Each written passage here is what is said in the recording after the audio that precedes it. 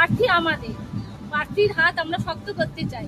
অবশ্যই প্রার্থীকে আমরা ভালোবাসি, আমরা জয় বাংলাকে খুব শ্রদ্ধা ভক্তি করি, মন প্রাণ দিয়ে ভালোবাসি। আমরা দেশের নাগরিক, যাব কোথায়?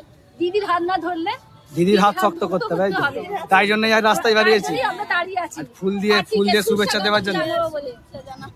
আচ্ছা, আশীর্বাদ প্রার্থী যেন আমাদের জয়ী হয়। অবশ্যই আমরা মা কালীর কাছে সবসময় প্রার্থনা করি, দিদি আমাদের প্রার্থী একান্ত ভাবে আমাদের কাছে আপন। আর না বলছে বিজেপি পার্টি আসলে 3000 টাকা করে দেবে বলছে।